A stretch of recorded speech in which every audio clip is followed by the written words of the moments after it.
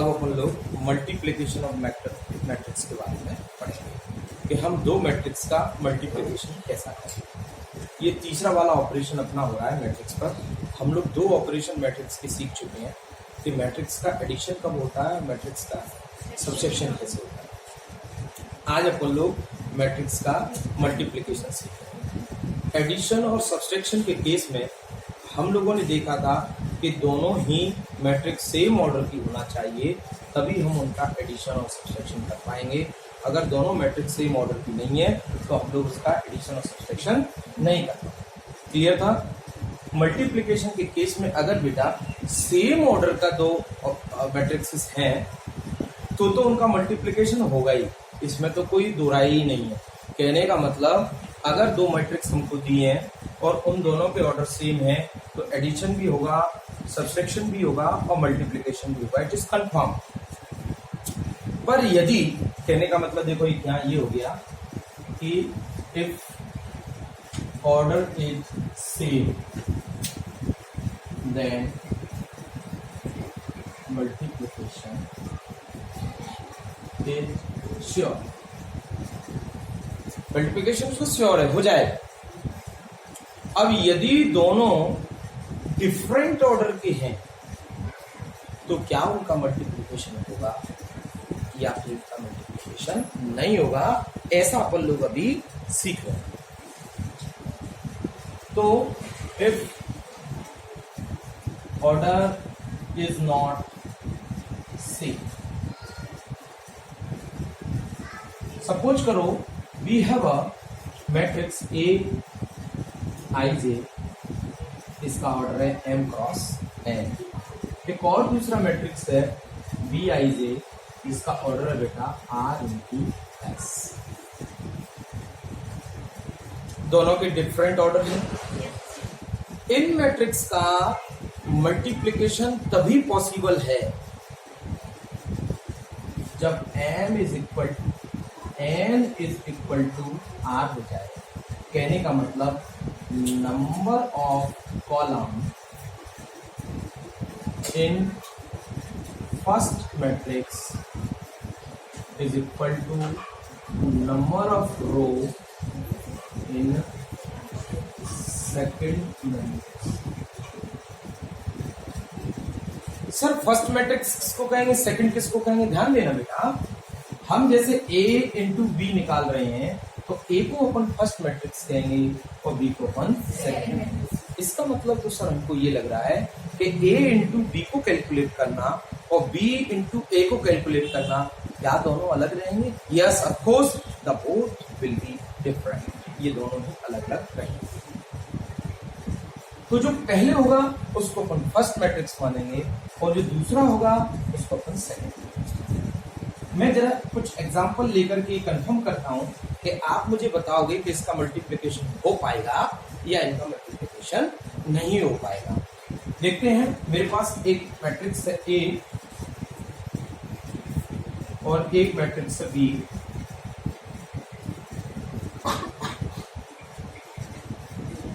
क्या इन दोनों का मल्टीप्लिकेशन अपन लोग निकाल सकते हैं? yes. क्यों निकाल सकते हैं? क्योंकि इसका ऑर्डर 2/2 है, इसका ऑर्डर भी 2/2 है, इसीलिए हम उसका जो है multiplication. If the order are same, then we can do multiplication. Clear? अब ऑर्डर यदि सेम नहीं है तो ध्यान देना बेटा, इस मैट्रिक्स को अपन ऑर्डर 2 की भी कह सकते हैं क्योंकि दोनों की वैल्यू सेम है, 2 और 2 है, इसीलिए अपन इसको क्या कह देंगे? ऑर्डर 2 की मैट्रिक्स, ऑर्डर 2 की मैट्रिक्स। ठीक है, सेम है ना, 2/2 है, कोई बड़ी चीज नहीं। जैसे कहीं पर लिखा है बेटा I2, इसका मतलब I बोले तो आइडेंटिटी मैट्रिक्स है, कितने ऑर्डर की? 2 की। तो आइडेंटिटी मैट्रिक्स के डायगोनल, प्रिंसिपल डायगोनल 1 1 और ये 2/2 की हो गई। I3 अगर हमसे कोई कहता है 1 1 1 0 0 0 0 0 0 1, नहीं आ रहा समझ में? चलो, तो अब यहाँ पर अपन लोग आते हैं। A हमने देखा, A की वैल्यु है 2 3 -1 1 2 3 2 1 1। इसका ऑर्डर क्या है? 3/3। बी की वैल्यू 1 2 3 1 4 1। इसका ऑर्डर कितना है 3/2। 3 कौन कह रहा है बिल्कुल नींद में मत रहो, ये 3/2 है, एक और 2 ही कॉलम है, 2 कॉलम है। ध्यान दो बेटा, यहाँ पर ये इसके कॉलम और इसकी क्या देखेंगे अपन रो, क्या दोनों सेम है? तो हम A into B find out कर सकते हैं। क्लियर? अगर सिचुएशन ऐसी आ जाती है क्या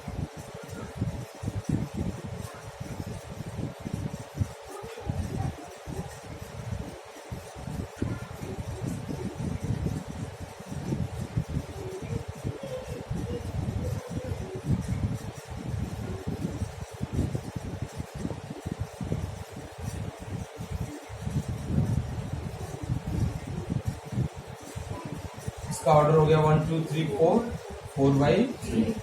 यहाँ हम देख रहे हैं बेटा कि 2 और 4 दोनों इक्वल नहीं है, इसीलिए A इंटू बी हम लोग नहीं। मैं जो बात बताना चाह रहा हूँ वो आप तक पहुंच रही है? क्लियर है ना कि हम मल्टीप्लिकेशन दो मैट्रिक्स का यदि उन दोनों के ऑर्डर सेम है तो आसानी से कर सकते हैं, यदि उन दोनों के ऑर्डर सेम नहीं है तब भी हम मल्टीप्लिकेशन कर सकते हैं। बट हम लोगों को देखना है कि फर्स्ट के जो कॉलम है सेकंड के जो रो हैं यानी दोनों पास पास के होंगे वो सेम होना चाहिए। हम देखेंगे बेटा कि जब हम इनका मल्टीप्लिकेशन निकालेंगे, ये ए मैट्रिक्स थी हमारी, ये बी मैट्रिक्स थी, जब अपन ए और बी का मल्टीप्लाई करेंगे तो जो मैट्रिक्स आएगी अपनी तो ये दोनों बीच में से हट जाएंगे, m क्रॉस s, उसका ऑर्डर क्या आएगा m क्रॉस s। जैसे अपन लोग अभी यहाँ एग्जांपल दें, इसका अगर अपन कर सकते हैं तो 3 3 कैंसिल होगा, 3/2 जो हमारा मैट्रिक्स आंसर आएगा वो क्या आएगा, इसमें 2 से 2 गया 2/2 की मैट्रिक्स आंसर इसमें आएगा। आ रही बात समझ में मैं जो कहना चाह रहा हूँ? क्लियर ना? तो हम लोग देख रहे हैं कि पहले के कॉलम और दूसरे के रो यदि सेम है तभी हम उनका मल्टीप्लिकेशन कर पाएंगे।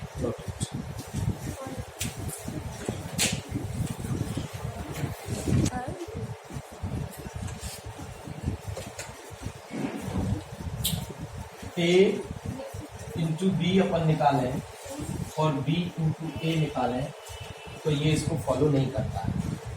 तो मैट्रिक्स का जो प्रोडक्ट है मल्टीप्लिकेशन है will not follow the commutative law.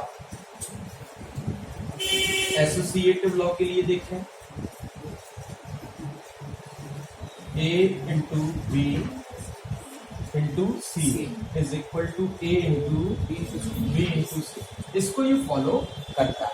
Commutative law is followed by product of two matrices. Second वाला देखना बेटा, इसको जरा वॉच करना।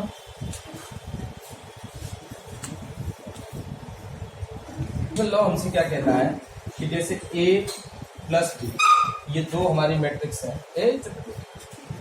फायदा है वो तो मेल आ इंटू सी है, तो ध्यान देना बेटा A का C से मल्टीप्लाई होगा A into C plus B का C से मल्टीप्लाई होगा B इंटू। आज ये मेरी बात समझ। दूसरा अपन इसमें ऐसे भी लिख सकते हैं जैसे A है और B प्लस सी, तो A into B plus A into C, इसको भी फॉलो करता है हमारा मल्टीप्लिकेशन ऑफ मैट्रिक्स। नोट करो इसको।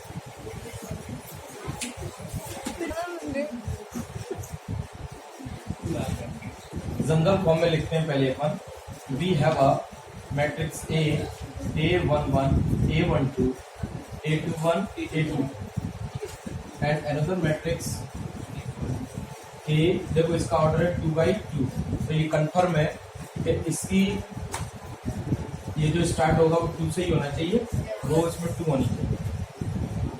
A11 A12 A13 B11 B21 पूरा B कर दीजिए, B11 B12 B13 B21 two by three. क्या बेटा इनका मल्टीप्लाई हम लोग कर सकते हैं? यस, ये दोनों कैसी हमारी सेम, इसीलिए हम इनका मल्टीप्लिकेशन कर सकते हैं। तो देखो a इंटू इसके रो और उसका कॉलम, रो और कॉलम ये मल्टीप्लिकेशन करेंगे तो रो ये रही, कॉलम ये। तो देखो a11 का मल्टीप्लाई करेंगे b11 से, प्लस a12 का मल्टीप्लाई करेंगे b21 से। तो देखो इस रो का हमने इस कॉलम से मल्टीप्लाई कर दिया, दिक्कत बोलो।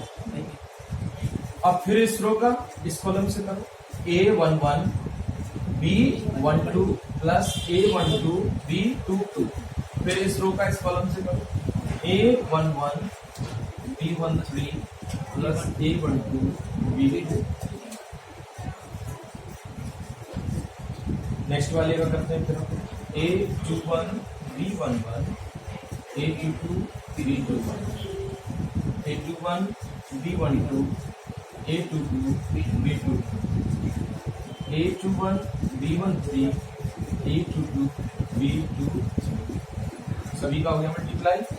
इसका ऑर्डर क्या है? रो हो गई 2, कॉलम कितना 3। मैंने आपको कहा था बेटा 2/3 ऑर्डर।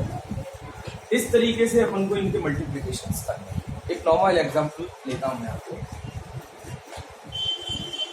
तो ये मैट्रिक्स है A 2 3 1 2 B 1 0 1 2 1 1 1 2। इसका ऑर्डर देखा बेटा 2/3। इसका 3/3 नहीं हो पाएगा तो इसको 2 लेना पड़ेगा, है ना। चलो अब तो आना समझ आपको 2/3 अब हो जाएगा। क्लियर बेटा? तो A into B is equal 2 बन जा प्लस 3 2 जा, एक रो का एक कॉलम से। अब इस रो का इससे 2 बन जा, 2 0 0 3 बन जा 2 बन जा 2 3 बन जा, इसका 1 बन जा 1 2 2 जा 4 1 0 0 2 बन जा 2 1 बन जा 1 2 बन जा। बताइए किसको क्या प्रॉब्लम है? 6 2 8 3 5 5 2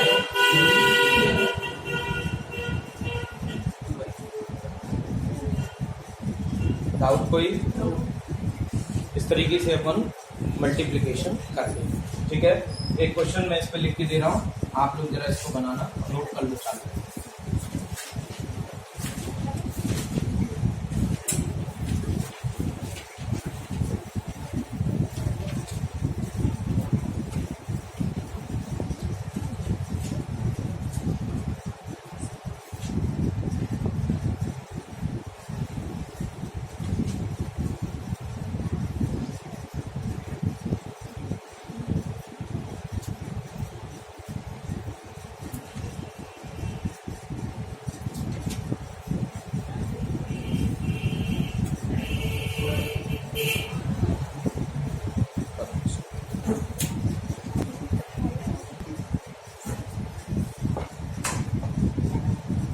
ध्यान दो अब इसको, सीखत पतना नहीं तो मुड़ी मजाक है, फिर जाएगी। देखो इसकी रो और इसका 3 दूनी 6 प्लस -4 बन जा -1 आ गया। करस्पॉन्डिंग एलिमेंट पहले को पहले से, दूसरे को दूसरे से। अब फिर फर्स्ट रो को इससे 3 एकम 3 और 4 से 3 हो जाएगा। आगे फर्स्ट रो ये दोनों खत्म हो गए। अब सेकंड रो में आप और सेकंड में लिखें 1 2 जा 2 और 1 बन जा 1। तो दूसरे का इससे 1 बन जा 1 और 1 0। ठीक है, अब तीसरी रो में आप नहीं आ रहा समझ में? 2 2 जा 2 बन जा 2 बन जा 2 और 2 0। ठीक हो गया।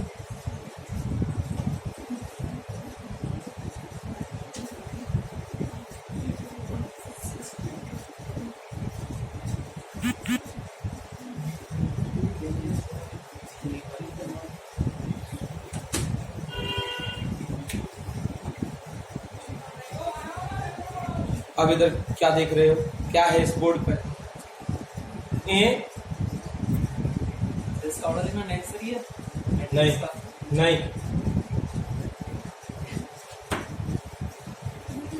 लिख देगा तो कोई दिक्कत नहीं। अच्छा ही मारेगा आगे, बड़ा अच्छा ही। वो अब आगे करें इसको, चलो। Now the heading is transpose of matrix.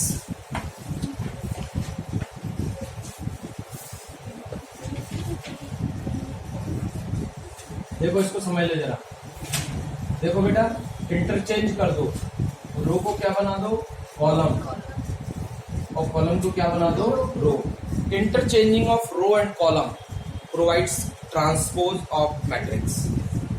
अगर कोई मैट्रिक हमारा है ए, इसके elements A11, A12, A21, A22, इसका बेटा मुझे ट्रांसपोज मैट्रिक निकालना है, तो ए जी या इसको ए डैश से भी डिनोट करते हैं, ए डैश इज इक्वल टू, देखो इसकी रो क्या है ये, और उसको क्या कर दूं मैं, कॉलम A11, A1 जो रो में लिखा था मैंने किस में लिख दिया, दूसरी रो है इसको कॉलम बना दो A21, A22। ये क्या हो गया हमारा ट्रांसपोज मैट्रिक्स निकल आया, मैट्रिक्स ए का। किसी को कोई डाउट है? नहीं। इसमें क्या होता है बेटा, इसमें हमारे पास दो तरीके की मैट्रिक्स होती हैं, symmetric matrix, skew symmetric matrix.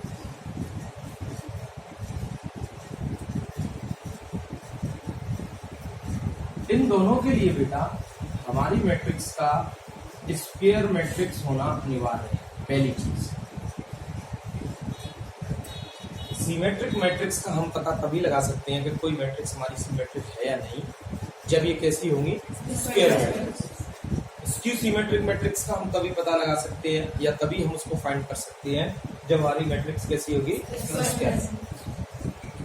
Symmetric matric वो होती है कि अगर मैंने किसी मैट्रिक्स का ट्रांसपोज निकाला और वो मैट्रिक्स खुद ही आ गया, तो हम कह रहे हैं कि जो हमारे पास मैट्रिक्स है ए, दैट इज सिमेट्रिक मैट्रिक्स। अगर मैंने किसी मैट्रिक्स का ट्रांसपोज निकाला और वो हमारे पास आ गया -a, तो हम कह रहे हैं कि जो गिवन हमारी मैट्रिक्स है that is skew symmetric matrix. एक क्वेश्चन करते हैं, ए की वैल्यू दी है हमको, बंद हो गया, भर गया पूरा मोबाइल, आगे लिख के चल रहा है अभी तो चल। थोड़ा अब अपन लोग देखो लिखते हैं कि ए है 1 2 3 2 5 -4, 1 2 3 2 5 -4 और 3 -4 5, इस तरीके से दिया। तो हमको ये बताना है कि सिमेट्रिक मैट्रिक्स है या नहीं है। तो इसका क्या निकालेंगे अपन बेटा, ट्रांसपोज। ए का ट्रांसपोज जब अपन निकालेंगे तो इसकी जो रो है उनको क्या बना देंगे, तो रो में क्या है 1 2 3, दूसरी रो में क्या है 2 5 -4 2 5, तीसरे में क्या है, चेक करो ये एक इक्वली है कि है, is equal to A, hence A is symmetric.